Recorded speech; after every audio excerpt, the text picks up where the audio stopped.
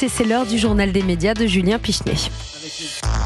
Avec les audiences pour démarrer, que retenir de cette journée de mardi, Julien? Eh bien, on retient que c'est pas toujours facile le mardi pour Koh-Lanta et TF1. Le score est bon, 3 100 000 téléspectateurs, mais Tom et Lola sur France 3 a encore battu le jeu d'aventure de TF1. C'est pas la première fois, avec 3,5 millions de fidèles. Sinon, malgré le retour de Flavie Flament, Télématin était de nouveau sous la barre des 700 000 téléspectateurs hier matin. La matinale de France 2 était à moins de 23%. Télématin est toujours évidemment largement devant la matinale de TF1, mais on a connu France 2 en meilleure forme. Je pense, alors on le verra un petit peu plus tard dans la journée, parce que les audiences des chaînes info tombent vers 11h, mais elles ont certainement dû surperformer, comme on dit joliment en français, compte tenu de l'élection américaine hier.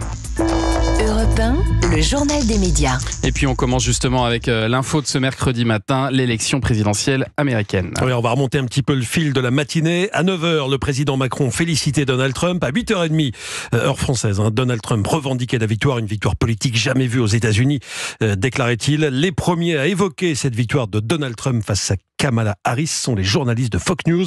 Il était alors 8h10, heure française. Écoutez. The Fox News decision desk can now officially project that Donald Trump will become the 47th President of the United States. Voilà, le match est plié, annoncé Fox News dès 8h10. Donc précisons que tous les votes n'ont pas encore été comptés. Fox News qui, comme les autres chaînes d'info américaines, Thomas, a dû faire un énorme score d'audience cette nuit. Pour l'instant en France, on connaît le score de TF1 et de France 2. Pour les chaînes d'info, il faudra attendre demain. Sur France 2, 200 000 personnes en moyenne ont suivi la nuit américaine avec Laurent Delahousse et les envoyés spéciaux de France Télévisions aux États-Unis, 7% du public. Il y avait moins de monde au même moment sur TF1 qui proposait également une édition spéciale USA. 92 000 téléspectateurs pour la nuit sur TF1, mais cette édition spéciale était aussi diffusée sur LCI. Nous n'avons pas encore donc les résultats des chaînes info, comme je le disais. Et puis en France, les chaînes ont annoncé leur programme pour les prochaines semaines et on commence avec les 30 ans des enfants de la télé. Et exceptionnellement pour son 30e anniversaire, l'émission de France 2 changera de case. Elle sera diffusée non pas le dimanche après-midi comme d'habitude, mais un samedi soir, le samedi 23 novembre précisément. Laurence Boccolini, qui anime les enfants de la télé depuis l'an dernier, sera entourée de Michel Bernier, d'Elie Moon qui était déjà présent lors de la toute première émission le 1er octobre 1994. Autour de la table, il y aura aussi Liane Folly, Hélène Ségara, Boudère ou Bruno Solo. Le producteur Nicolas Missoff nous en dit un petit peu plus sur le déroulé de cette soirée.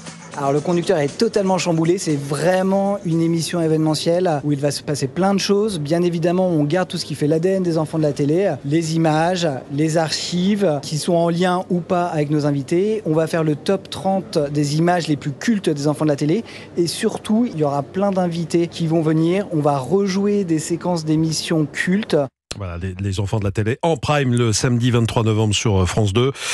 Arthur et Laurent Ruquier, qui ont précédé Laurence Boccolini à la présentation des enfants de la télé, ne seront pas présents lors de cette soirée. C'est une idée qui aurait pourtant plu à Laurence Boccolini. Écoutez.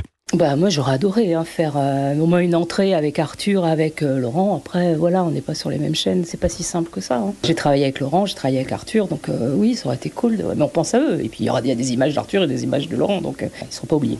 On rappelle que l'émission est née sur France 2, qu'elle est passée sur TF1, qu'elle est revenue aussi sur France 2, donc c'était pas forcément évident. Le 23 novembre, Thomas, il y aura donc les 30 ans des enfants de la télé et en face la Star Academy qui va reprendre la place du samedi sur TF1 après 2 semaines de diffusion de vendredi, parce que cette semaine et la semaine prochaine, la Une diffusera les matchs du 15 de France de rugby les samedis soirs à la place de la Starac.